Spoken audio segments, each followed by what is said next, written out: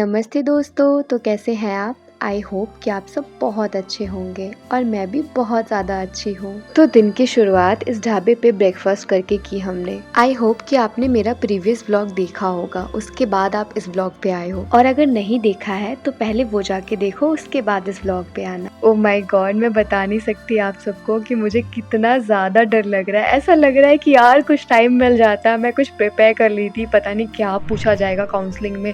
उफ। हाँ जी, मुझे पता है कि आप लोग ये सोच रहे होंगे कि मेरा कौन सा कॉलेज है, क्या नाम है जी। तो मैं बता दूं कि मेरे कॉलेज का नाम है गुरु घासीदास विश्वविद्यालय और ये कॉलेज NAC A++ ग्रेडेड है। एक फन फैक्ट बताऊं, पता है इस कॉलेज में मैं 2 कोर्सेज के लिए काउंसलिंग करवाने के लिए जा रही हूँ। एक इकोनॉमिक्स ऑनर्स एंड दूसरा मास कॉम। वाओ, मैं कितनी ग्रेट हूँ ना। लोग एक कॉलेज में एक कोर्स के लिए जाते हैं एंड मैं एक कॉलेज में एक ही टाइम पे 2 कोर्सेज के लिए जा रही हूँ। उफ। और ये मेरे लाइफ की सबसे बड़ी प्रॉब्लम होने वाली थी। हाँ, कॉलेज में जाने के बाद मुझसे पूछा गया कि आपको कहाँ जाना है। मैंने बोला मेरे को 2 काउंसलिंग के लिए बुलाया गया है। उसके बाद सर लोगों ने बोला टाइमिंग तो सेम है तो you should choose one. And उस समय मैं रोने लग गई। यस, मैं रोने लग गई लिटरली। मुझे इतना डर लग रहा था। मैंने बोला भाई मुझे पता नहीं कि मुझे मास कॉम मिलेगा, इकोनॉमिक्स ऑनर्स मिलेगा कि नहीं मिलेगा, एंड आप मुझसे कह रहे हो कि मुझे एक जगह से जाना पड़ेगा। उफ, अ लॉट ऑफ टेंशन। अब ये प्रॉब्लम भगवान जी ने दे ही दी है तो सॉल्व तो करना पड़ेगा ना। फिर क्या था, मैं इकोनॉमिक्स डिपार्टमेंट में अटेंडेंस लगाने के बाद मास कॉम डिपार्टमेंट में गई, वहाँ पे काउंसलिंग का पार्ट ली।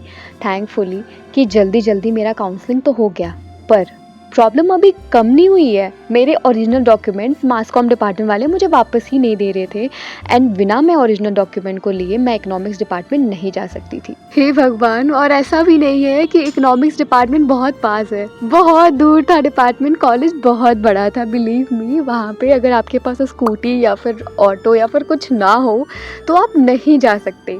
एक और बात बताऊँ, वहाँ जब मैं मास कॉम में गई थी तो मेरे पास पेन नहीं था। हाँ जी, कितनी बुद्धू हूँ ना मैं अपना पेन ही मेरे पास नहीं लेके आई क्योंकि मैं सिंपल डॉक्यूमेंट लेके आ गई थी।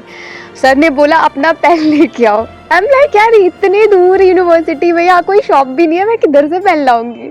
फिर मैंने एक प्रोफेसर को बोला, he was young and I thought कि वो भी हमारी तरह काउंसलिंग के लिए आए हैं। फिर मैंने उनसे पूछा कि आपके पास पेन है क्या? उन्होंने कहा हाँ। फिर उन्होंने पूछा आप काउंसलिंग के लिए आए हो? मैंने कहा हाँ जी। उन्होंने कहा मैं स्टूडेंट नहीं हूँ, मैं यहाँ का प्रोफेसर हूँ। उसके बाद बिना डॉक्यूमेंट निराश होकर मैं इकोनॉमिक्स डिपार्टमेंट की तरफ चलने लगी। मम्मा मेरी सीट पे खुशी बन के बैठी हुई थी, किसी के पेरेंट्स नहीं बैठे हुए थे उनके साथ, बट मेरी मम्मा मेरी सीट पे बैठी हुई थी। पूरा इकोनॉमिक्स डिपार्टमेंट बच्चों से भरा हुआ था, काउंसलिंग वाले बच्चों से एंड स्कॉलर्स से। Yes, scholars. आपको मैं इसका एक कहानी बताऊंगी बट बाद में। फिर मम्मा मेरे को कॉल पे कॉल कर रही है बट थैंकफुली मैं टाइम पे पहुंच गई। मुझे टाइम पे ऑटो मिल गया। मुझे 10-15 मिनट लग गए ऑटो से। कैन यू बिलीव दिस यार, 10-15 मिनट, इतनी दूर है एक दूसरा डिपार्टमेंट एक दूसरे से। उफ। जाने के बाद मैंने देखा कि मेरे सारे डॉक्यूमेंट्स मम्मा ने अरेंज कर दिए हैं जैसे कि उन्होंने बताया। सारे बच्चे एक दूसरे से पूछ रहे थे तुम्हारे 12th में कितने आए, तुम्हारे CUET में कितने आए, एंड मैं तो थी नहीं, मेरी मम्मा थी एंड मेरी मम्मा के सारे फ्रेंड बन चुके थे। उफ, ये टाइम भी ना कितना फास्ट है। आगे की कहानी जानने के लिए लाइक, सब्सक्राइब एंड कमेंट करना ना भूलें एंड नेक्स्ट व्लॉग जल्दी आएगा और आपको पता चलेगा कि मैं कौन सा सब्जेक्ट चूज़ की फाइनली। ओके बाय, ख्याल रखना अपना।